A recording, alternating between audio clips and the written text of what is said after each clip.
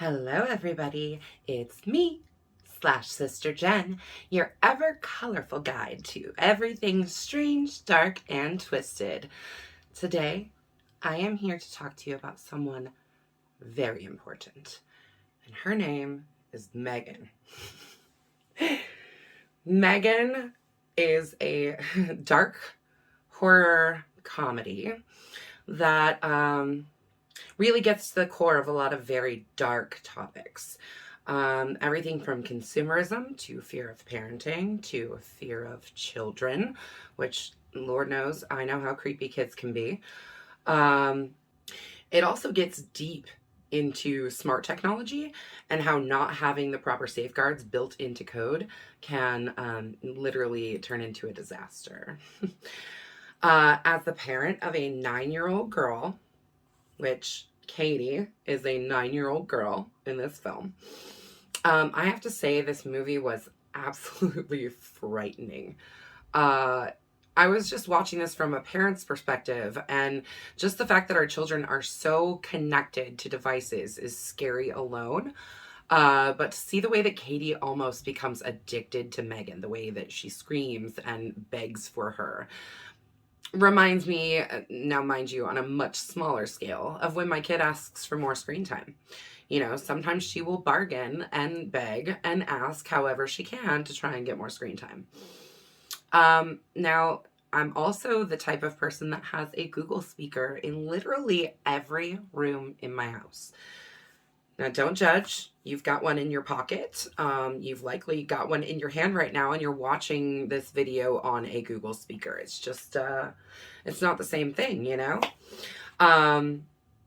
Anyways, we all know that we're constantly being listened to, but I use my speakers to activate things in my home and to listen to music and to wake me up and to put me to sleep and everything else. So, just looking at the way that technology could go is really, really scary.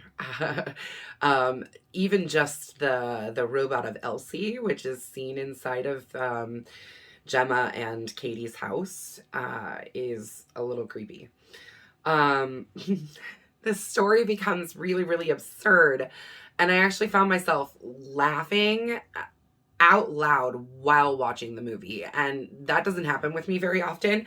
I do watch a lot of films by myself, but a lot of times it's hard to get an actual good laugh reaction out of me when there's not someone else to laugh with me. There was times in this movie where I wasn't sure if I should be laughing or crying, or both.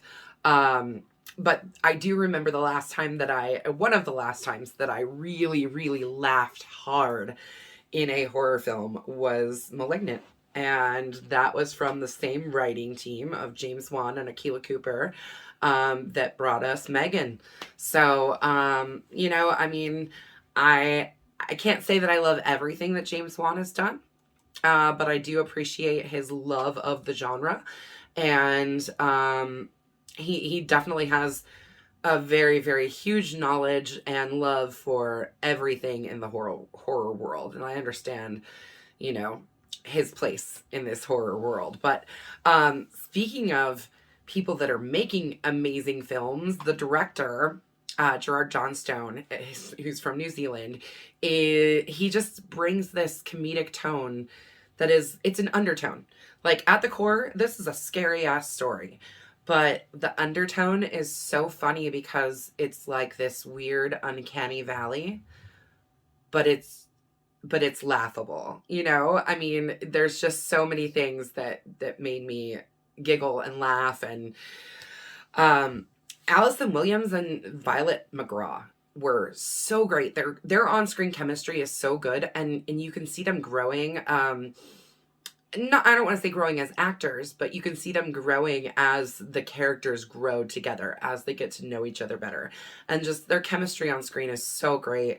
It's obvious in the beginning that Gemma has no clue what she's doing and probably shouldn't be the guardian of Katie. But as they both figure things out, and by the end of the film, yeah, I think they both figure out how to survive together. or struggle together or grow together or all of the above.